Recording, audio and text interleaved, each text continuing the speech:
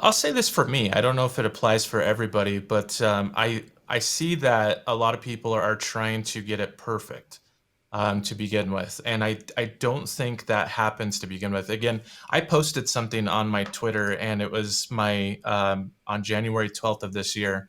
I posted like a picture of my evolution of like my different stages of, you can see like the harsh shadows that I was talking about. Um, but that doesn't mean that I shouldn't have started. I mean, I shouldn't have waited until I had the nice SLR or DSLR or anything like that. And so I think that's one hesitation, is people just are trying to get the perfect equipment before they even start.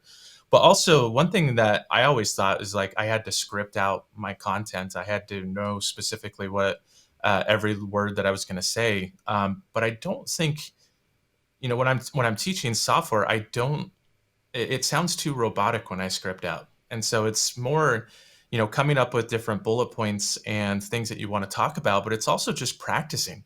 Like, I know the more that I teach something, the better that I get at explaining it. Like, so I teach on a variety of different topics, but the one topic that I teach on probably the most is articulate storyline. And so articulate storyline, I can go and I can talk about that, at any point. I can go teach a lesson on articulate storyline, and it comes out fluid. It comes out, less uhs and ums and stuff like that. It's because I've done it so much. I've Mhm. practiced it a lot. But the ones that I'm just learning, and I want to, get better at, you can tell I'm using a lot more as well.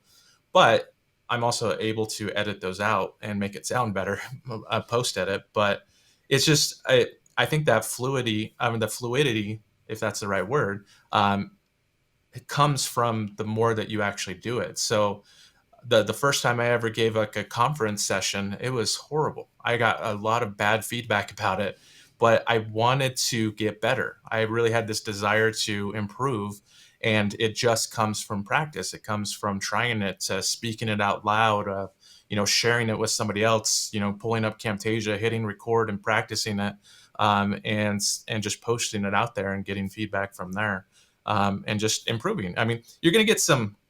I still to this day get some negative comments about, oh, you should have done this or you should have done that, or instructionally you should have followed this and stuff. And that's okay. I mean, that's fine. Look at feedback as a way to improve. It's not that you failed, it's not that you messed up.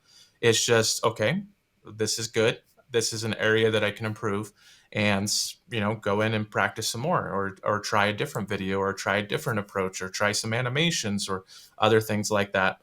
I One of my best ways to learn an application is to start teaching it, and I learn how to actually use an application by trying to explain it to someone else. So I post videos of applications that I just want to get better at. I just want to learn more and stuff. So I don't know. I don't know if that answers the question, but that's just kind of my thoughts coming from that, is like, you don't have to have it scripted perfectly.